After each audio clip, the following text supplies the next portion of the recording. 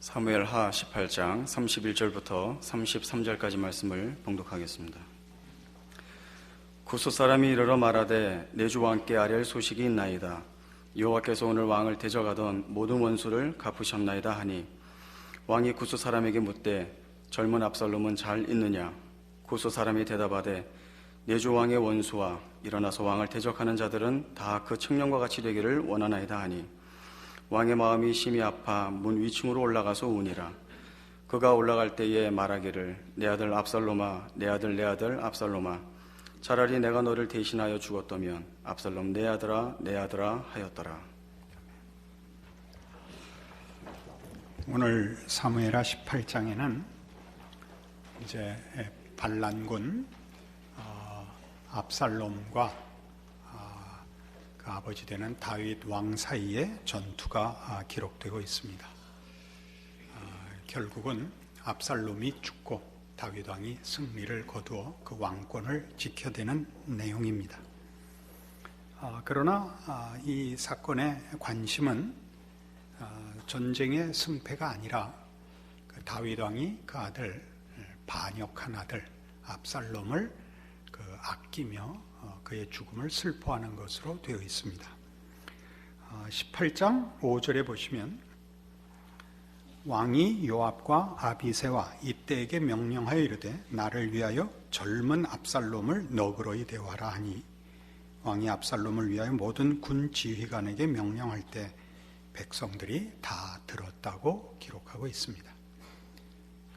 사사로이 어떤 특별한 부대에 준 명령이 아니고 모든 군사들에게 다윗 왕이 반역한 아들인 압살롬을 너그럽게 대해줄 것을 구하고 있습니다. 나중에 압살롬이 죽었다는 소식을 듣고 오늘 본문 마지막 절 33절의 내용을 보시면 왕의 마음이 심히 아파 문 위층으로 올라가서 우니라. 그가 올라갈 때 말하기를 내 아들 압살롬아, 내 아들 압살롬아, 차라리 내가 너를 대신하여 죽었다면 압살롬 내 아들아 하였더라. 라고 참 눈물을 금할 수 없는 애절한 다윗 왕의 그 안타까움과 아들을 향한 사랑이 기록되어 있습니다. 우리는 지금 사무엘 상하를 통하여 그 주인공 되는 다윗 왕의 생애를 살펴보고 있습니다. 성경이 다윗 왕을 전면에 내세워 그를 중심으로 하여 사무엘 상하를 기록하고 있는 큰 이유는 하나님의 인도하심과 그 인도함을 받는 하나님의 백성이 어디로 인도함을 받는가 하는 일에 다윗 왕이 한 모범이기 때문입니다. 우리는 다윗의 생애를 가장 중요한 분기점으로 밧세바 사건을 기점으로 하여 전후로 나누어 생각하고 있습니다. 그 전에 다윗이 자신의 열심과 헌신 위에 그 신앙생활을 영위하고 있다면, 밧세바 사건 이후에는 하나님의 은혜를 의지하는 사람으로서의 성숙과 완성을 보여주고 있다, 그렇게 이해하고 있습니다.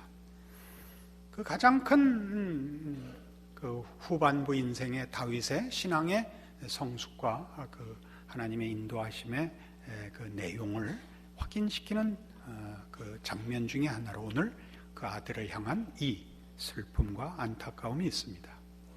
왜 이것이 중요하냐 하면, 어느 부모가 자식을 위하여 안타까워하지 않으며 사랑하지 않으며 울거나 또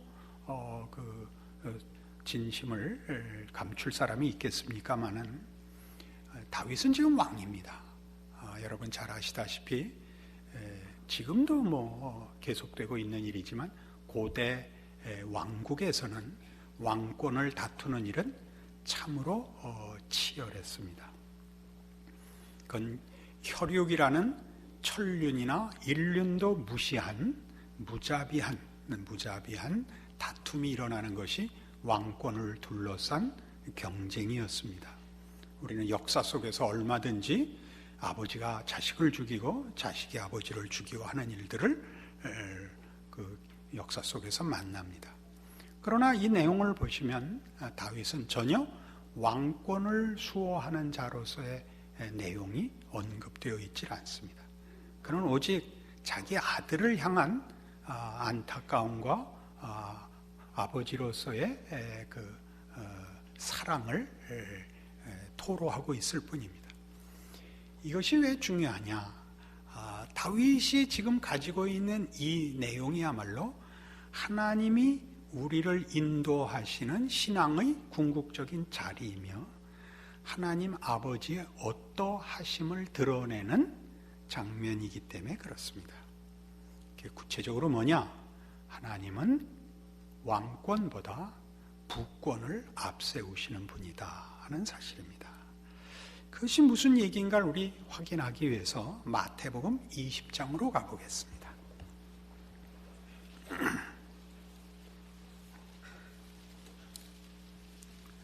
신약성경 마태복음 20장. 천국은 마치 품꾼을 얻어 포도원에 들여보내려고 이른 아침에 나간 집주인과 같으니 그가 하루 한 데나리온씩 품꾼들과 약속하여 포도원에 들여보내고 또 제3시에 나가보니 장터에 놀고 서 있는 사람들이 또 있는지라. 그들에게 이르되 너희도 포도원에 들어가라. 내가 너희에게 상당하게 주리라 하니 그들이 가고 제6시와 제9시에 또 나가 그와 같이 하고 제11시에도 나가보니 서 있는 사람들이 또 있는지라. 이르되 너희는 어찌하여 종일토록 놀고 여기 서 있느냐. 이르되 우리를 품꾼으로 쓰는 이가 없음이니이다. 이르되 너희도 포도원에 들어가라 하니라. 저물매 포도원 주인이 청지기에 이르되 품꾼들을 불러 나중 온 자로부터 시작하여 먼저 온 자까지 싹쓸 주라 하니 제11시 온 자들이 와서 한 데나리온씩을 받거늘 먼저 온 자들이 와서 더 받을 줄 알았더니 그들도 한 데나리온씩 받은지라.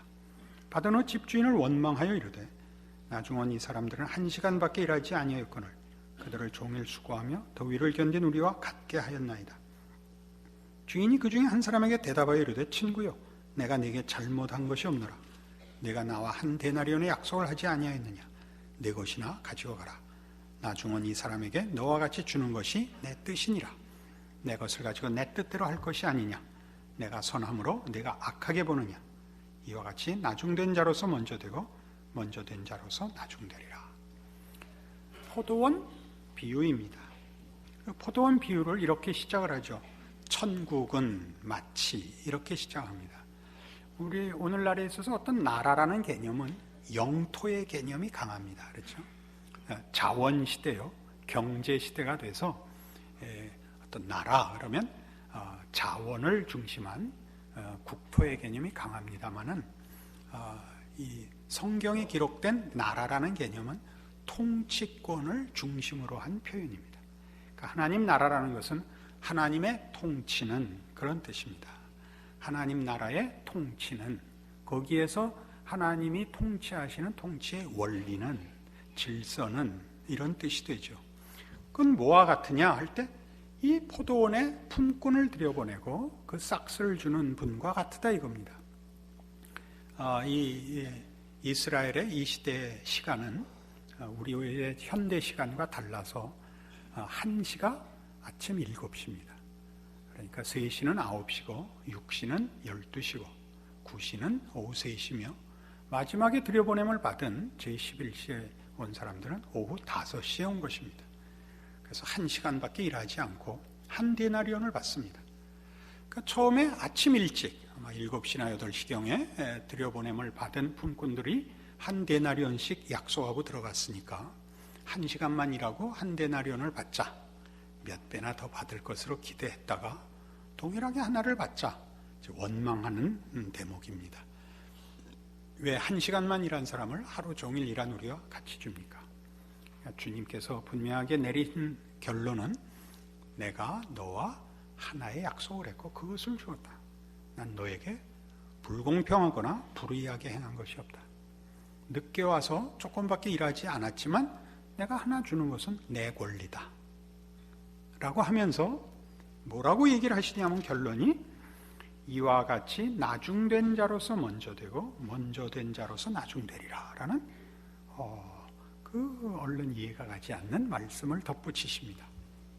먼저 간 자가 더 멀리 가고 나중에 출발한 자가 그 사람을 못 미쳐야 맞죠.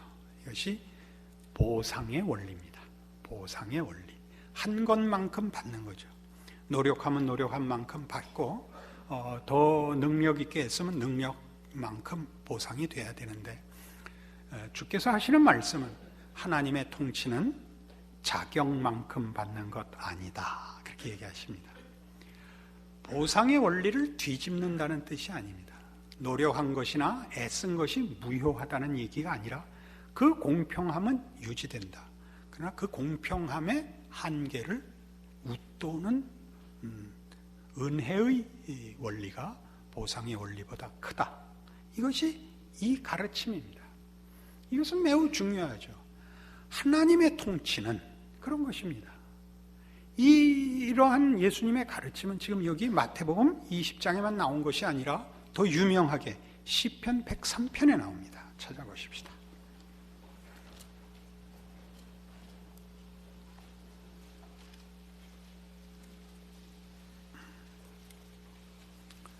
구약성경 876페이지 시편 103편 1절입니다.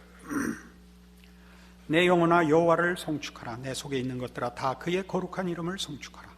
내 영혼아 여호와를 송축하며 그의 모든 은택을 잊지 말지어다.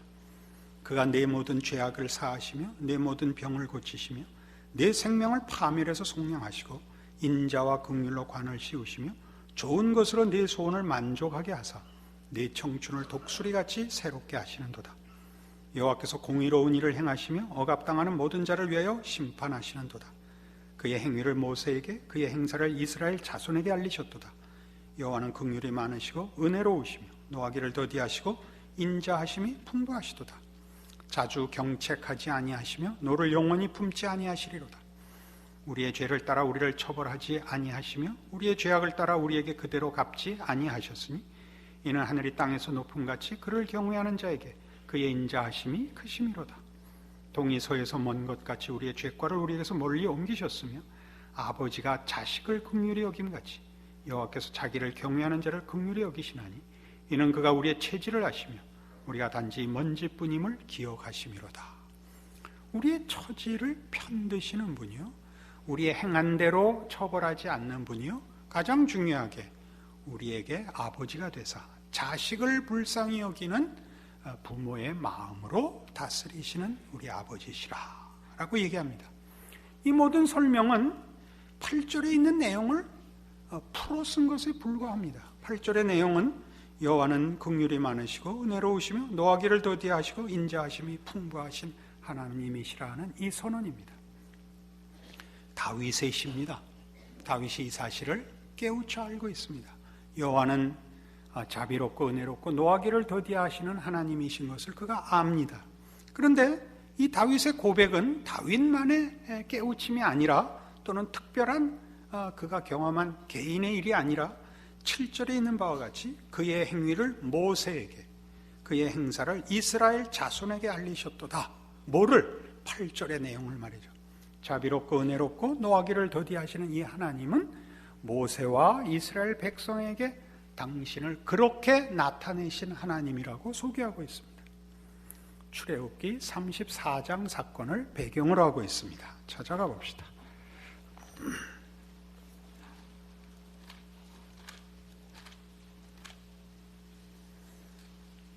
출애굽기 34장은 이런 역사적 배경을 가지고 있습니다.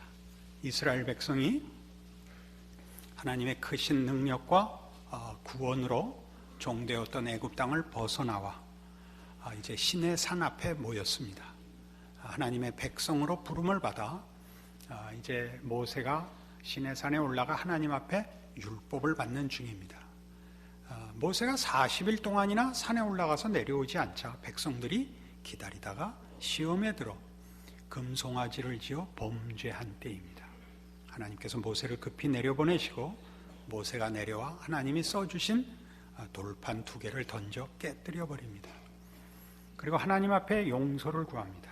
이 백성을 용서해 주십시오. 그래서 하나님이 내가 이 백성을 진멸하고 너로 새로운 민족을 만들겠다. 그러자 모세가 이 백성을 멸하시려면 저도 함께 죽여주십시오. 그렇게 하시지 않을 거면 이 백성을 살려주십시오. 그래서 하나님께서 이 백성을 용서하기로 하고 모세에게 다시 돌판 2개를 준비해 올라오라고 한 장면입니다. 여호와께서 모세에게 이르시되 너는 돌판 2를 처음 것과 같이 다듬어 만들라. 네가 깨뜨린 처음 판에 있던 말을 내가 그 판에 쓰리니 아침까지 준비하고 아침에 시내산에 올라와 산 꼭대기에서 내게 보이되 아무도 너와 함께 오르지 말며 온 산에 아무도 나타나지 못하게 하고 양과 소도 산 앞에서 먹지 못하게 하라.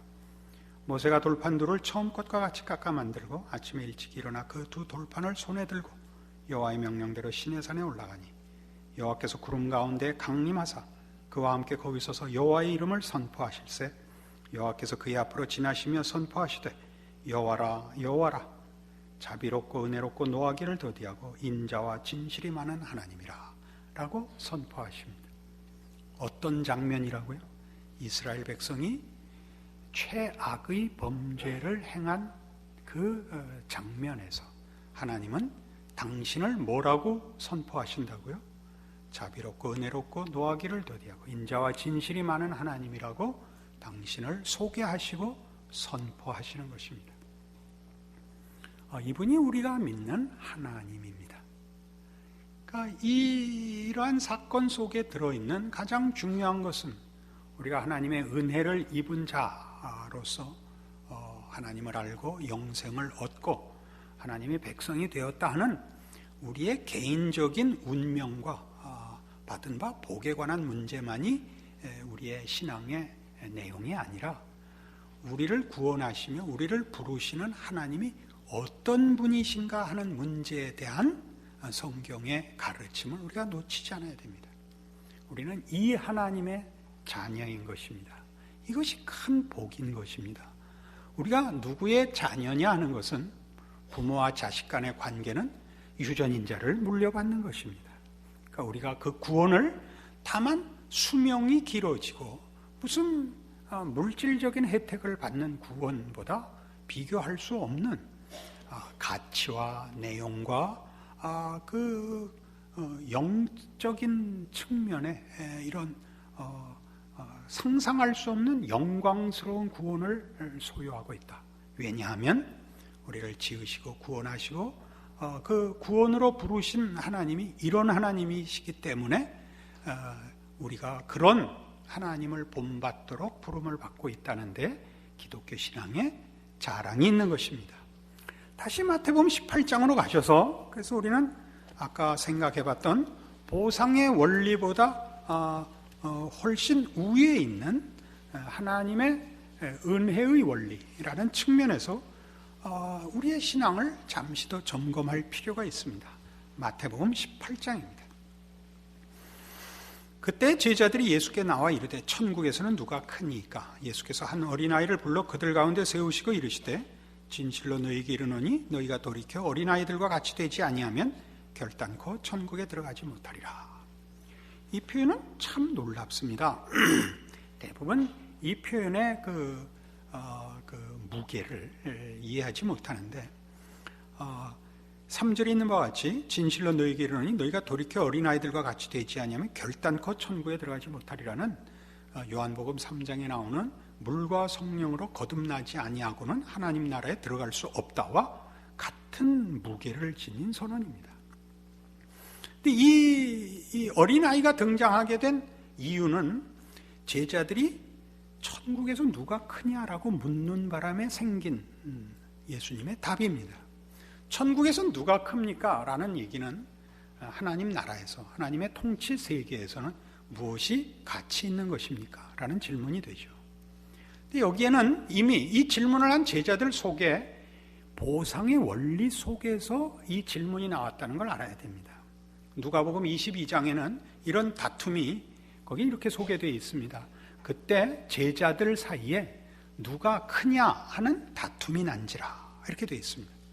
그러니까 뭐 같은 장면이 아니래도 몇 번에 걸쳐서 제자들 사이에 그 중에 누가 더 크냐 하는 다툼이 있었는데 누가 크냐라는 다툼은 예수 그리스도를 이제 주인공으로 하여 세워질 하나님 나라에서 누가 더 큰 공신의 대접을 받을 것이냐라는 싸움입니다. 누가 더 큰 공신이냐 하는 것은 지금 그들이 예수를 쫓는 제자가 되어 누가 더 주님께 쓸모가 있었느냐라는 얘기지요. 이것은 우리 모든 기독교 신앙인들에게 끊임없는 유혹과 또는 그 시험이 되기도 하는 것입니다. 우리는 너무 서둘러 우리의 구원을 그 은혜로 말미암는 구원이라는 이름으로 그 은혜를 갚으려고 합니다. 그 은혜를 갚으려는 바람에 너무 일찍부터 신앙을 헌신과 능력으로 바치려는 그 조급함이 있습니다. 이것이 우리를 뭘 만드느냐 하면, 여러분 잘 보시면 스스로에게 대해서나 같은 믿음의 그 식구들에게 정죄감을 불러일으킵니다. 그래서 자기 마음에 소원하는 열심만큼 신앙생활을 하지 못하면 모두가 다 죄책감을 가지고 삽니다. 그래서 여러분 표정들이, 주일날 오는 표정들이 나쁜 이유가 그것입니다. 떳떳지 못한 것이죠. 지난 한 주간도 아무것도 못하고 왔다라는 생각에 여러분들이 오시면 회개하느라고 바쁩니다. 근데 여기 지금 그 문제에 대하여 예수님의 답은 뜻밖인 것입니다. 어린아이 하나를 세우시고 진실로 너희에게 이르노니 너희가 돌이켜 어린아이들과 같이 되지 아니하면 결단코 천국에 들어가지 못하리랍니다. 누가 천국에서 더 크냐는 그만두고 천국에 들어갈 자격도 없는 겁니다. 뭐가 되지 않으면, 어린아이가 되지 아니하면. 어린아이는 종종 우리들이 쉽게 생각하면 순진성을 그 특성으로 꼽곤 합니다. 여러분 애들 키워서 다 아시다시피 애들은 순진하지 않습니다.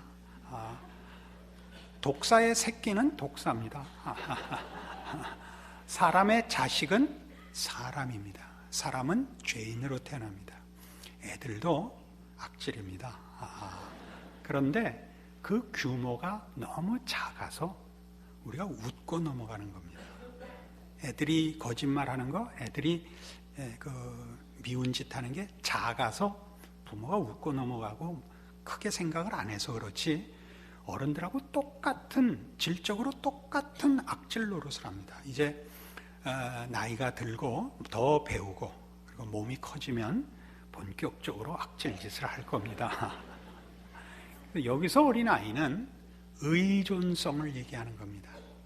어린아이는 스스로를 홀로 지킬 수 없습니다. 의존성이 가장 큰 특징인 것입니다. 그러니까 천국은 누가 더 하나님께 의지하느냐의 싸움이랍니다. 그리고 그런 곳이랍니다. 하나님은 우리의 도움을 필요로 하지 않습니다. 우리가 신앙적인 헌신을 하는 것은 하나님의 뜻에 우리를 순종시켜 우리가 누리는 복일지언정 우리가 있어서 하나님이 못하실 일을 하거나 어려운 일에 도움을 받는 일은 없습니다. 이 점 분명히 할 필요가 있습니다.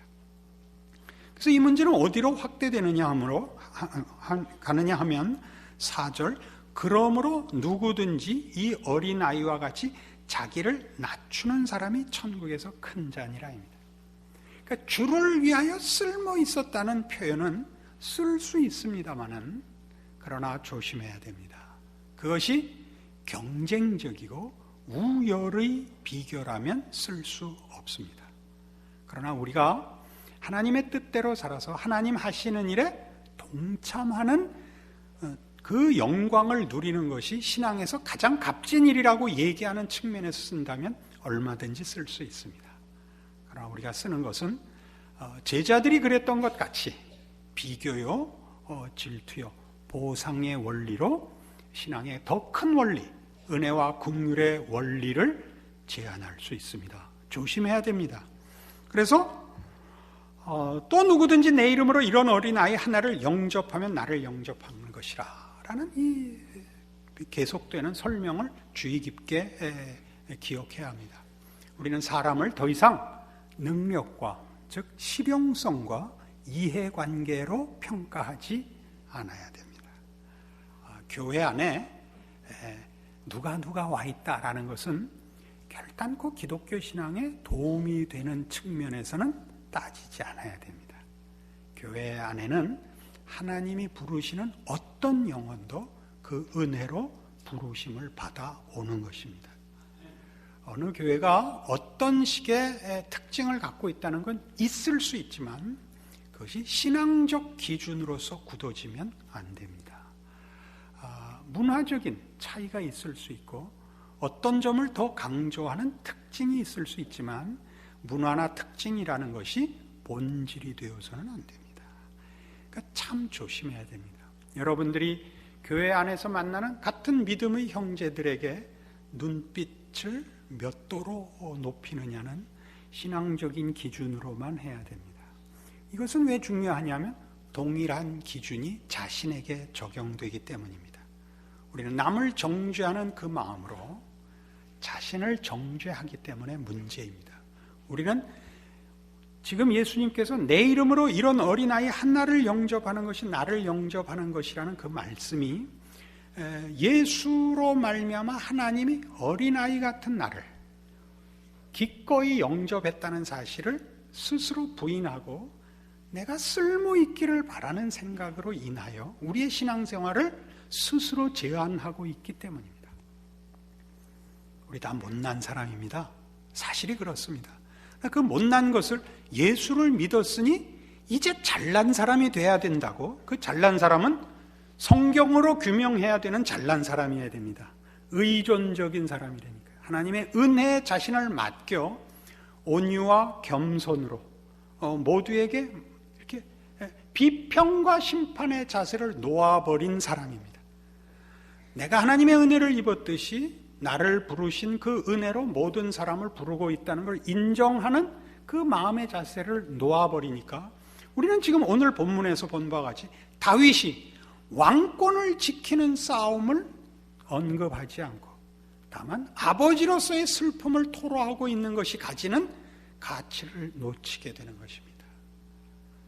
그는 압살롬에게 왕권을 빼앗기면 안 됩니다. 다윗은 중요한 인물입니다. 하나님이 그에게 왕권을 약속하셨고 다윗을 통하여 하나님의 통치를 실현하려 하시는 주인공입니다. 그러나 그것은 다윗의 지도력이나 다윗의 능력에 의해서 합의를 보는 일이기보다 하나님께서 어떠한 분인가를 다윗을 통하여 나타내시기를 기뻐하사 부름을 받은 사람에 불과합니다. 그는 능력으로 하나님 편을 들고 하나님이 하셔야 할 일을 피력해내는 것이 아니라 하나님의 마음을 스스로 담아 하나님이 요구하시는 백성, 하나님을 닮은 자로 다가가는 것이 그의 가장 큰 사명이 되어 있는 것입니다. 그는 기꺼이 진심으로 아들을 위하여 울고 그것이야말로 다윗의 이 왕권에서 가장 중요한 역할이 됩니다. 왕권을 뛰어넘는 부권, 부정입니다. 그래서 이 뒤에 나오는 이 경고를 보십시오. 6절 누구든지 나를 믿는 이 작은 자 중 하나를 실족하게 하면 차라리 연자 맷돌이 그 목에 달려서 깊은 바다에 빠뜨려지는 것이 나으니라. 이건 굉장히 무서운 경고입니다. 이 경고는 어느 경우에만 있었느냐 하면 예수님께서 서기관들과 바리새인들을 저주할 때만 나온 표현에 준합니다. 화 있을진저 너희 서기관들과 바리새인들이여, 너희가 천국 열쇠를 가지고 너희도 들어가지 않고 다른 이들도 못 들어가게 하느니라. 이 꾸중을 하실 때만 예수님께서 저주하셨습니다. 그와 똑같습니다. 어린 아이 하나를 실족해 하면 차라리 저주를 받고 깊은 심판의 자리에 떨어지는 게 낫다. 무엇을 가지고 이렇게 크게 경고하셨다고요? 하나님 나라에선 누가 크냐의 문제라니까요. 그래서 우리 모두가 오늘 이 내용을 가지고 자신을 점검해야 합니다. 우리의 신자된 고백과 우리의 신앙을 성립시키는 근거와 그래서 신자로서 가지는 특권이 무엇인가를 오늘 이 내용으로 잠시 돌아봐야 합니다. 우리의 신앙의 성립 근거는 하나님의 부정입니다. 아버지 된 사랑, 그의 공의와 공평하심보다도 우선하는 하나님의 사랑이, 이걸 우리가 가진 이 구원, 이 신앙을 가지게 한 것입니다. 그것은 사무엘하 18장 오늘 본문에 돌아오시면 이렇게 분명하게 드러납니다. 33절 보십시오. 왕의 마음이 심히 아파 문 위층으로 올라가서 우니라. 그가 올라갈 때 말하기를 내 아들 압살롬아, 내 아들 압살롬아, 차라리 내가 너를 대신하여 죽었더면 늘 하나님께서 예수 안에서 실천하셨습니다. 그래서 우리 대신 성자 하나님이 정말 죽으셨습니다. 다윗은 뭐라고 고백했다고요? 내가 너를 대신하여 죽었다면 좋았을 것을 하나님께서는 이루셨습니다. 그래서 오늘 우리가 있고 우리의 신앙이 있는 것입니다. 우리는 이 사랑과 이 은혜를 입은 자로서 이러한 은혜와 사랑을 베푸는 그 하나님을 아버지라 부르는 자로서의 우리의 정체성을 지키는 것이 신앙의 더 중요한 내용임을 기억해야 합니다. 넉넉한 마음, 심판하지 않는 마음, 모두에게 하나님의 은혜와 오래 참으심을 가지고 바라보는 마음을 가지고 존재하고 사십시오. 그래서 이 경쟁하고 서로 죽이는, 상대방을 죽여야 살아남는 적자생존의 죄악된 세상 속에서 하나님의 은혜와 나눔과 희생이라는 은혜 속에 존재하고 그걸 베풀어 나를 존재케 하신 하나님의 통치를 구현하십시오. 그것은 우리 자신의 특권이며 우리의 존재와 생애 속에서 드러내야 할 신자된 유일한 책임인 것입니다.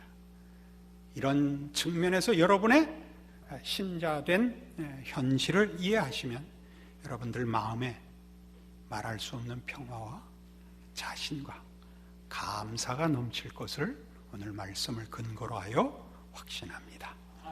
기도하십시다.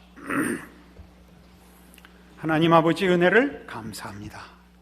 하나님을 아버지라 부르는 것이 얼마나 큰 은혜인가, 우리가 가진 구원과 믿음이 얼마나 놀라운 것인가 확인했습니다.